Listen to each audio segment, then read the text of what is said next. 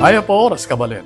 Ayan taming mabilog ang puwersa ng GNN TV 44, pamiyela rin makapanahon at lokal na istoryang dapat yung abalo, kapamilataning garantisado, kumpleto ang pumalansing informasyon.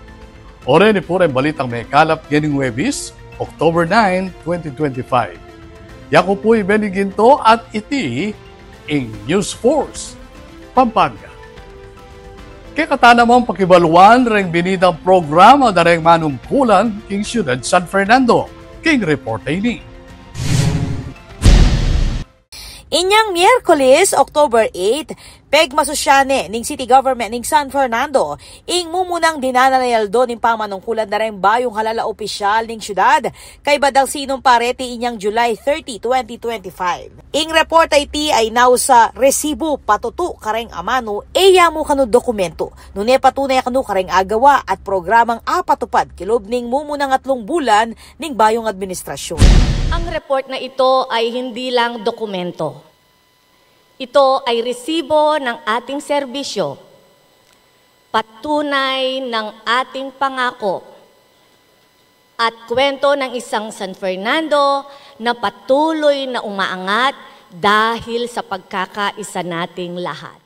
King pamanimunan ng Mayor Vilma Caluwag, inampang keti ing komprehensibong report, dikil king meging tagumpe at inisyatibo ning executive body king city government. Kabilang kareng manimunang belita reng miyaya diwang sektor. Manimuna keti ing kabulasan nung nukarin pepalawak ing serbisyong medikal at pepasik nangan lapa reng programang pangkomunidad bang asiguradong atututukan ing kabulasan na ren balang Fernandino, kapamilataning dialysis center, Super Health Center at Incayabe Infirmary.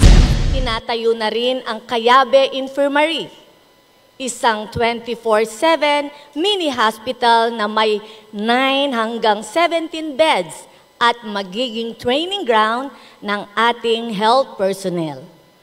Isa itong malaking hakbang patungo sa City Hospital. King larangan na naman ng edukasyon titukan kano ing programang pang-edukasyon ring scholarship para kareng kayanakan, kabilang ing suporta kareng public school. King aspeto ning kalikasan, pepasik na nga ning kampanya para king kalinisan, waste management at pamanyese king environment. King aspeto na naman ng kultura, balaos ing pamanyulong kareng gawang Fernandino, kabilang naketing pamagbida kareng parul, agawang Fernandino, Adela pa, king Osaka, Japan. Karas naman king peace and order at kapag sadyan king kalamidad, mas pepasik na nga ning koordinasyon para king seguridad at preparasyon ustong ating emergency situation. Karas naman king social services, balaw sa pasik na nga at tututukan ning prioridad kareng pakakalulu, kareng kebabaynan, kayanakan at senior citizens.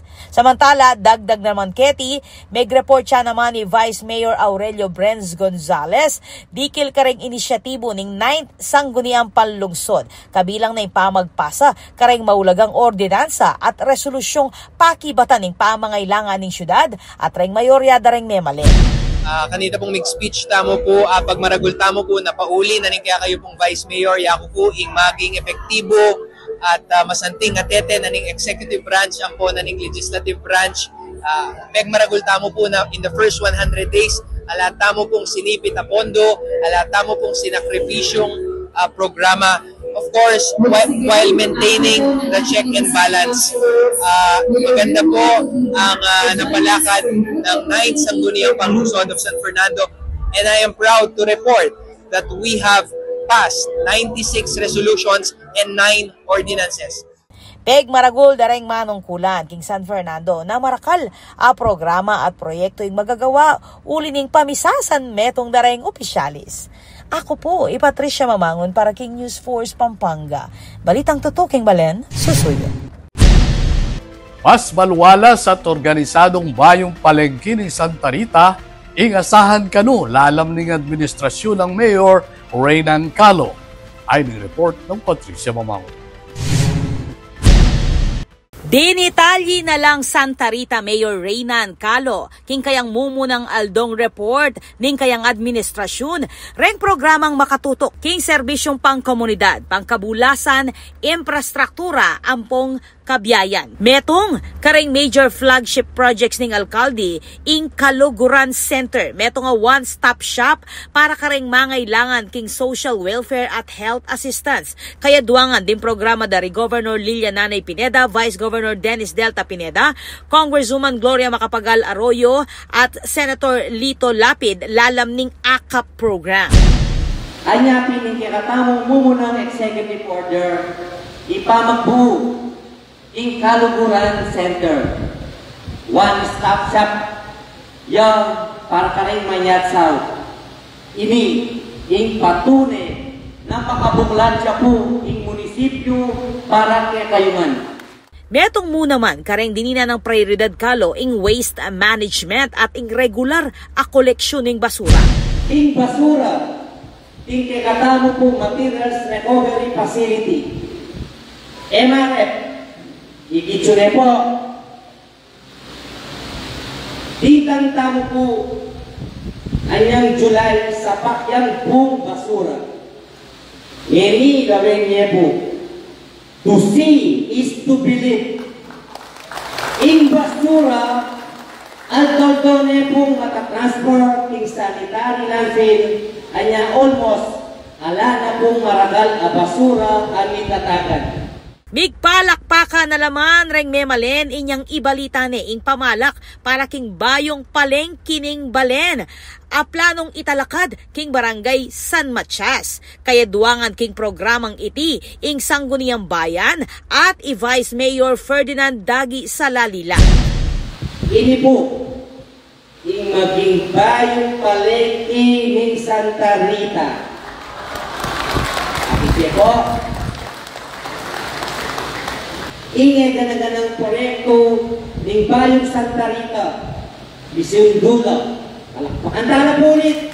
Kami po Vice Mayor, po po ng SB members. Nakaldakal po, salamat kayo. Deto, kanini ikatamong bayong palengke na ating wet and dry area ang pong slaughterhouse. Ini po, netong kareng marakaltamong priority infra projects na purita mo po kayari. At sana po, pambeda po ng SB members with Vice Mayor Ferdinand Dagi Salalila, isopan-sopan kaya po. King pamagserbisyo, migit 2,400 retainers la ring may kinabang king medical, burial at financial assistance kabang 200 dump trucks sa Panambak at 900 yero lamo naman ring apamye kareng barangay. King disaster response, libo-libong relief packs la ring midake kareng apektadong pamilya king habagat. Operational yan naman kano 24/7 ing ambulansya at emergency hotline. Pesinayan niya mo naman kano ing Eco Park Project ating 5,000 seedlings at planong gawang jogging at events area. Mitutukan mo naman rin programa king edukasyon at kareng kayanakan. King agrikultura, midake ang ayuda para kareng 25 Duman farmers bilang pamanyulong king lokal na produkto at preparasyon para king Duman Festival. King infrastruktura, midi na lang prioridad deng Panambak, school repairs at farm to market roads. Mika na nalamo naman kanong CCTV cameras king palengke at poblasyon area para king public safety. Ako po, Patricia Mamangon para king News Force Pampanga. Balitang tutuking Balen, susuyo. Kay Ciudad Angeles, pasik na nga ng city government ing ligtas sa turismo kasaw preng foreign investors. Ay ni report. So sulong ning city government ning Angeles king pamanimunan ng Mayor Carmelo John Lazatin II ing ligtas sa turismo, masaleseng pamagnegosyo at organisadong pamangobyerno kapamila taning bayong dialogo kaya bereng foreign investors king entertainment district king syudad. Kapag nasaning meeting impasik na nga ning pamanuki kareng polisiya king pamagobra, kalinisan at kabulasan at reng takbang laban king krimen.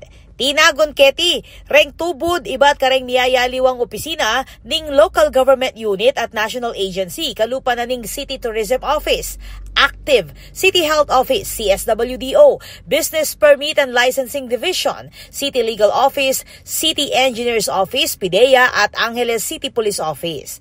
Pinuri dareng foreign investors ing administrasyon ng Mayor Lazatin king pamanyulong king meto nga transparent at business-friendly a komunidad. Uuna, ing kaligtasan dareng magobra at reng turista. Kabilang kareng api sabyan ing matigi kapamanuki king labor standards. Ing pamagbawal kareng menor de edad king negosyo. Pamagpatupad king mas mata sa standard king cleanliness at inspection kareng establishmento at pamagpatibe ning kampanya kontra illegal drugs, sugal at korupsyon. Dinikdik ning city government ing ulagan ing pamagpasimple king proseso king pamagnegosyo, ing pamaglako king red tape at pamagpasiknang king transparency at accountability king serbisyo publiko. Ako po, Patricia Mamangon para king News Force Pampanga. Balitang totoo, king Balen, susoy. Atin pa mga paling balita king pamagbalik ning News Force Pampanga.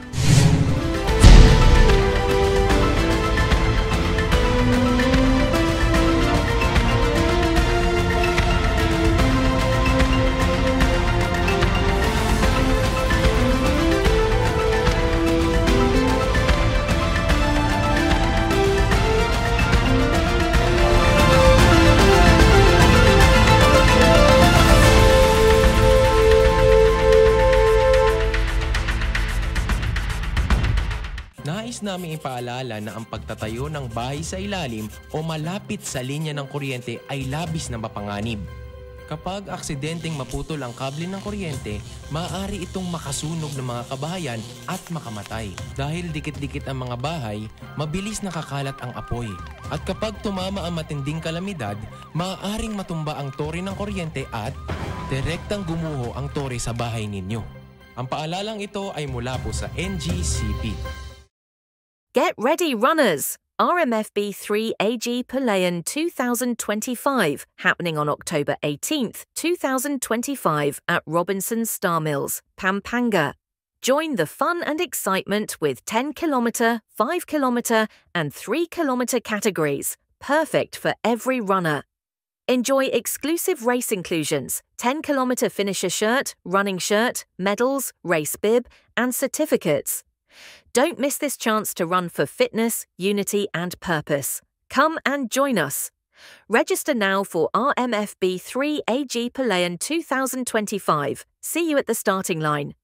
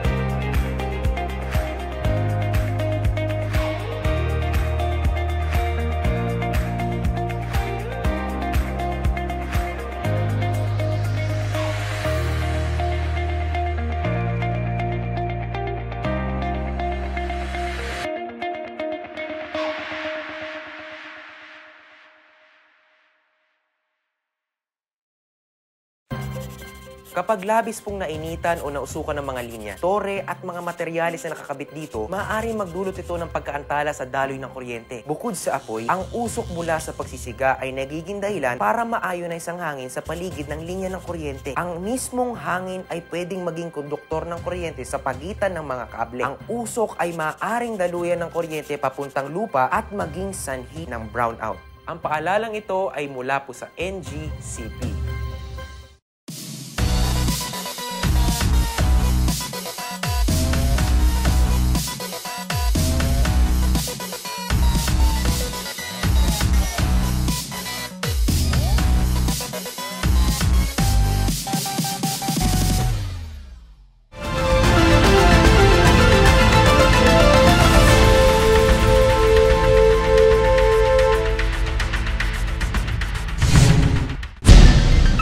Dini pa rin balitang dapat tamong tutukan.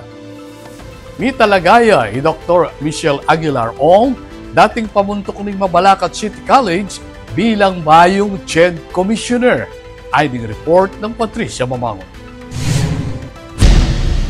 Kinilala ng Commission on Higher Education o CHED, i Dr. Michelle Aguilar Ong, dating presidente ng Mabalacat City College o MCC, bilang metong kareng bayong CHED Commissioner, epektibo inyang October 8, 2025. Kilala bilang talapanyulong king inklusibo at makabaldugang edukasyon dela ng Dr. Ong king national level ing kayang advokasya para king edukasyon para karing gana-gana. Baya pinili king amanuang pesto, meg silbi ang special advisor for local universities and colleges, king CHED nung nukarin sinaupiating pasik na nga ning pamanibala at akreditasyon daring lokal eskwela.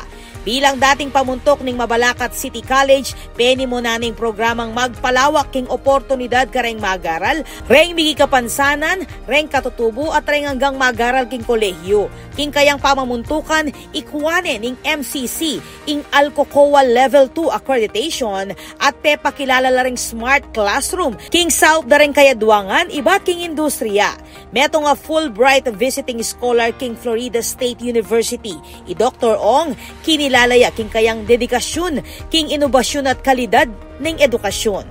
Asahan na lakwas pang patatagan reng programa ng CHED para king patas, moderno at globally competitive king sistemang pang-edukasyon king bansa. Baya tinutok king education sector, megsilbi ang host, iong king programang Oras Na, kete king GNN TV 44 Pampanga. Ako po, Patricia Mamangon para king News Force Pampanga. Balitang tutuking Balen, susunod.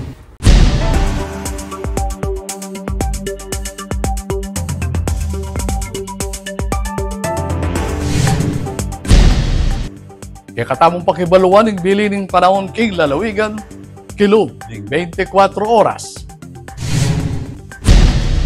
Agpang pag-asa ing mamapekto king Maragula parte ng Luzon, yapi ng Southwest Monsoon, ang magdala namang mauran at malula mapanahon.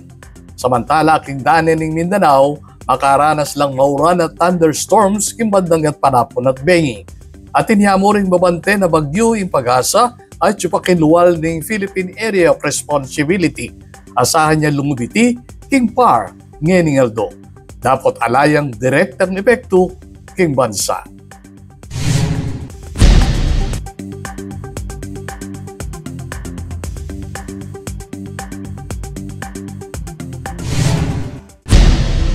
Kabalen, maging party ka king pamagbalita keti king News Force Pampanga. Nanumang kaganapan, isyo o reklamo king kekay lugal, malyari mong ikwento ay sumbong kapamilatan na rin numero mayakit king kekay screen. Malyari mo namang mag-post king kekabing Facebook account. Umpisan na lang agkat reng barkada, siping bale at maging reng kaklase at kompletuan tayo ang grupo bang magkaroling. At siguraduan mo namang kompleto na rin gitara, tamborin at aliwapang instrumento. Uling 77 days na mo, bayo datang Pasko.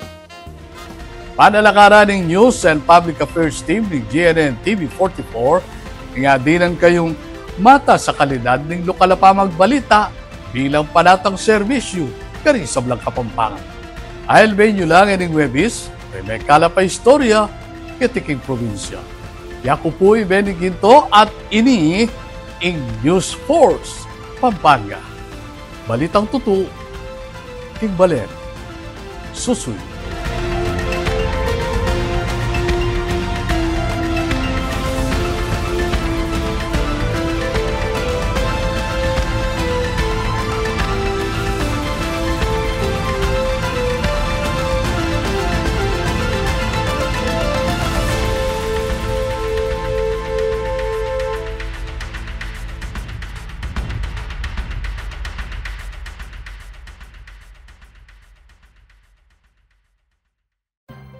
Ang inyong truck ay maaaring sumabit sa linya ng kuryente.